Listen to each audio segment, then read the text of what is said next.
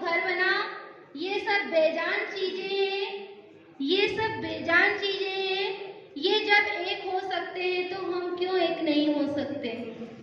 राजस्थान प्रदेश के जंगम समाज के प्रदेश प्रतिनिधित्व राजस्थान सरकार एवं भारत सरकार तक हमारा विषय पहुंचे, इसको लेकर के आज राजस्थान प्रदेश की प्रदेश प्रतिनिधि कार्यकारिणी का गठन किया जाना है।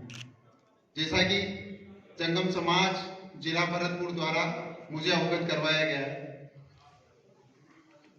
राजस्थान के विभिन्न जिलों से पधारे हुए सभी जंगम समाज के बंधुओं से जैसा कि आग्रह किया गया है, विभिन्न रजिस्टर्ड समितियां एवं जहां पर रजिस्टर्ड समितियां नहीं है वहां से जो हमारे समाज के बंधु हैं, उन सभी समितियों में से एक एक बंधु का चयन राजस्थान के प्रदेश प्रतिनिधि के रूप में किया जाना है। उसके अतिरिक्त जहां पर रजिस्टर्ड समितियां नहीं है वहां से भी उन विभिन्न जिलों से एक एक व्यक्ति का भी प्रदेश प्रतिनिधि के रूप में चयन किया जाएगा। मैं निवेदन करना चाहूंगा समस्त जिलों से पधारे हुए राजस्थान के जंगम बंधुओं से कि सभी पंजीकृत समितियों से अपने अपने जिलों से प्रदेश प्रतिनिधि के रूप में चयन के लिए अभी आपको मंच के जरिए कोल्डेस नीचे उपलब्ध करवा दिया जाएगा। अपने अपने जिलों से चर्चा करते हुए सहमति लेते हुए एक एक प्रदेश प्रतिनिधि के रूप में नाम का चयन किया जाएगा। सभी का एक बार पुनः हार्दिक अभिनंदन। अभी जो हम सभी समाज बंधुओं की चर्चाएं हुई और जो समिति के द्वारा चर्चा के जो बिंदु रखे गए हैं, हो सकता है मैं उन बंधुओं से थोड़ा हटकर मैंने समाज की पीड़ा आप सभी समाज के प्रबुद्ध जनों के सामने रखी। यदि आप सभी समाज बंधु उस पीड़ा से वाकिफ हैं तो आप मंच को आश्वस्त करें कि जिस तरह से हम समाज की ये पीड़ा है, हमारे समाज की, इस समाज की पीड़ा को दूर करने के लिए और इसी तरीका से हम अपना कार्यक्रम या उसमें और आपके किसी भी भाई के जो भी सुझाव हैं उन सुझाव से आप सभी को अवगत कराएं, मंच पर आकर वो अपने सुझाव दें, जिससे अपन आगे के कार्यक्रम को सुनियोजित तरीके से ही गति दे सके। आज ये मंच आपका अपना मंच है, समाज का मंच है, यहाँ कोई छोटा बड़ा नहीं है। जो भी समाज हित में अपने उत्तम विचार रखते हो वो इस मंच पर पधारें। खुला मंच है ये आपका समाज बंधुओं का, और आकर अपनी पीड़ा का या अपने जो भी सुझाव हैं समाज हित में उनसे पूरे समाज को अवगत कराएं। आज हमारी समाज की करीब करीब सभी विभूतियां यहाँ मौजूद हैं। इन्हीं के सानिध्य में समाज अपना कुछ आगे ऐसा कर पाएगा जिससे समाज को एक ऐसा मैसेज मिले कि जहां कहीं भी दोबारा ऐसा अधिवेशन समाज का हो वहां बढ़ चढ़कर समाज बंधु हिस्सा लें और यहाँ से दुगनी चौगनी संख्या पर वहां समाज की दिखे, क्योंकि समाज का भी इंटरेस्ट तभी बनेगा जब अपन समाज के लिए कोई ऐसी बिना स्वार्थ की, बिना भाई भतीजावाद की और एक समाज को उत्थान की तस्वीर जब दिखाएंगे तो समाज तो अपने आप आपकी माला में पिरोता चला जाएगा और आपके हर कार्यक्रम को सहमति प्रदान करेगा। क्योंकि आज कोई भी निर्णय समाज से बड़ा निर्णय नहीं होता। कोई भी, कितनी भी समितियां हो, कितनी भी कार्यकारिणियां हो, जब तक समाज अपनी स्वीकृति की मोहर नहीं लगाती तब तक वो कार्यकारिणी मान्य नहीं होती। और एक कांच की तरह एकदम साफ समिति का अपन गठन करेंगे और अपने समाज को एक ऐसे उत्थान की तरफ लेके जाएंगे कि आगे हमारे बच्चों के भविष्य पे कोई कुठाराघात नहीं हो, चाहे वो शादी विवाह से संबंधित हो, चाहे वो पारिवारिक हो।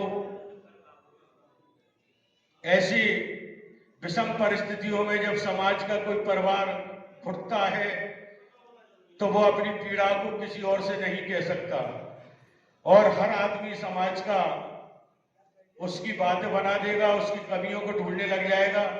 लेकिन समाज में से कोई 5 व्यक्ति ऐसे आगे नहीं आएंगे जो उनको उनका उत्साहवर्धन करें और उन अच्छी राय, नेक राय उनको दे सके। तो फिर अब पुनः आप सभी बुजुर्गों से, सभी बुद्धिजीवियों से, सभी युवाओं से, माता बहनों से मेरा यही निवेदन है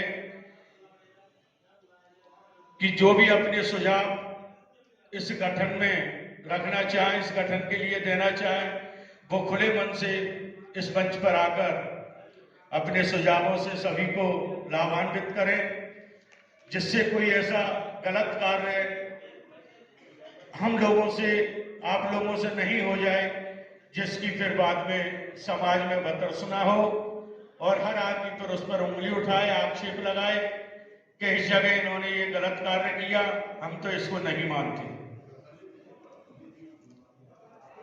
मेरा आप सभी से पुनः बार बार यही निवेदन है कि कोई भी जिम्मेदारी समाज की अपने कंधों पर लेते हैं तो यदि समाज उसमें आपको स्वेच्छा से अगर आशीर्वाद प्रदान करता है बिना किसी दबाव के, तो ही वो कार्य, तो ही वो जिम्मेदारी सफल हो पाती है। आज हमारे बहुत से समाज बंधु खूब समाज सेवा करते हैं, जगह जगह उन्होंने अपनी कमेटियां गठन कर रखी हैं, समाज हित में बहुत कुछ करना चाहते हैं, लेकिन उनको ऐसा कोई मंच नहीं मिल पाता कि जिस मंच के द्वारा, जिन बुजुर्गों के आशीर्वाद के द्वारा, कि जिन समाज बंधुओं के द्वारा वो आगे अपने समाज को बढ़ा सके, ले जा सके। और यही पीड़ा हम सब समाज बंधुओं की है। आज समाज तभी उत्थान कर पाएगा, तभी समाज एक सूत्र में पिरो पाएगा जब हम सबका मन एक होगा और उस मन को एक करने के लिए ईमानदारी से, बिना किसी स्वार्थ के अपन आगे कोई कार्रवाई समाज हित में करेंगे, तभी उसमें सर्व समाज की मोहर लगेगी और तभी वो कार्य आगे सिद्ध होगा। स्वागत श्रृंखला में कुछ हमारे बंधु पधारे हैं, उनका भी कुछ ही क्षणों में बस स्वागत करके और अपने मीटिंग की कार्रवाई, अपने इस उत्सव की कार्रवाई आगे पुनः शुरू करेंगे। हाँ, मैं आदरणीय मोहन जी से बोलना चाहूँगा। मोहन जी जंगम स्टेज पर पधारे हैं और यादराम जी जंगल का स्वागत करें। किसी भाई के कोई अपने ऐसे विचार, सुझाव से अवगत करना चाहे तो वो मंच पर पधारें। नहीं, मैं आप सभी से आगे की कार्रवाई के लिए अनुमति मांगता हूं कि जो 11-21 लोगों का अपन गठन करने जा रहे हैं, उसमें हर जिले से जितने जिले के लोग यहाँ समाज बंधु बैठे हुए हैं, वो अपने जिलों से 2-2 आदमियों के नाम हमें दे दें और उन 2-2 नामों को हम नमन करता हूं। और एक भरतपुर जिले या धौलागढ़ की, लोहागढ़ की पहचान रही है। सबसे पहले यहाँ गिरिराज महाराज का जयकार लगता है, तो आपसे मैं कहूंगा पहले आप बोलो गिरिराज महाराज की। सभी समाज बंधुओं का लोहागढ़ की धरती पर, भरतपुर पर आपका हार्दिक अभिनंदन है, स्वागत है। जंगम समाज को नई दिशा देने के लिए एक अध्यक्ष का चुनना जरूरी है। जब तक हमारी रेल का इंजन नहीं होगा तो हमारी रेल नहीं चल पाएगी। आप स्थायी बनाओ, अस्थायी बनाओ, किसी भी रूप में एक व्यक्ति को चुनो, ये मेरा मत है। आप आप इसको मंजूर करो या ना करो, ये समाज का मानना है। यहाँ पर मौजूद सभी लोग जो बैठे हुए हैं, ज्यादा भी ना आए तो देखो बाहर सड़क पे या गैल घाट पर सभी इस बात को बतला लेते हैं कि कोई जंगम कहता है, कोई पटवा कहता है, लेकिन आप यहाँ लोग बैठे हैं, यहाँ पर और प्रदेश के लोग भी नहीं, अपने राजस्थान के हैं और कुछ नहीं है, तो जंगम और पटवा में से एक ही नाम आप यहाँ चुन लो। यदि आपकी कोई बात है, यदि इस मतभेद को दूर करना चाहते हो, जंगम पटवा में से एक ही नाम चुन लो। और तीसरी बात यह है कि यदि हमारी जो कमेटी जहां पे भी बन रही है, हमको मातृशक्ति को आगे लाना होगा। समाज में रिश्तेदारी और ईर्ष्या भावना की भावना रहेगी तो समाज कभी भी तरक्की की ओर नहीं जा सकता, ये मेरा दावा है। मैं इतना कहकर अपना स्थान ग्रहण करता हूं। सभी को राम राम साहब, धन्यवाद।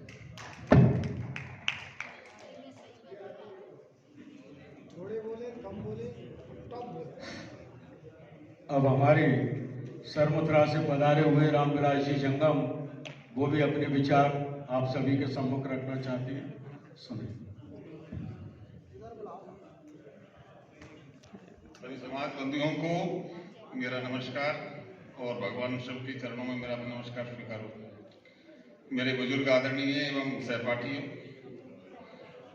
सबके लिए मेरा नमस्कार है। मैं आपके सामने दो शब्द बोलना चाहता हूँ इस समाज के और जंगम जाति के विषय पर कि इसमें जो विभिन्नता हमको देखने को मिलती है कि कोई जंगम और कोई पटवा, कोई योगी, कोई सन्यासी, कोई बैरागी, कोई साधु, इनके अनेक अनेक जातियों के नाम से इनको संबोधित किया जा रहा है। ऐसा नहीं होना चाहिए। क्यों? कि इनके पास कोई जड़ बुनियाद नहीं है। कहने का मतलब मैं किसी भी एक नाम के लिए संबोधित करूं कि पटवा को लीजिए, योगी को लीजिए, फलाने को लीजिए, ढीक को लीजिए, क्यों? क्या है इनके पास आधार? आधार है भगवान शिव। जंगम का आधार है वो। जंगम शब्द का अर्थ है जा माने जन्म, मां माने मृत्यु, और जो जन्म मृत्यु से छुटकारा दिलवाता है वो भगवान शिव। ऐसा किसी के पास ठोस प्रमाण हो तो वो मुझे बता दे, समाज का हो या गैर समाज का हो। बात हम समाज की कर रहे हैं फिलहाल, लेकिन ये कोई नहीं बता सकता कि पटवा के पास ऐसा कोई प्रमाण हो, योगी के पास हो। योगी दत्तात्रेय के जितने भी सन्यासी होते हैं योगी बोले जाते हैं, दस नामी, वो दत्तात्रेय से उनकी उत्पत्ति है और हमारी शिव से है। हम जंगम है, हम उनके परिवार के व्यक्ति हैं, इसलिए हमारी क्या है जो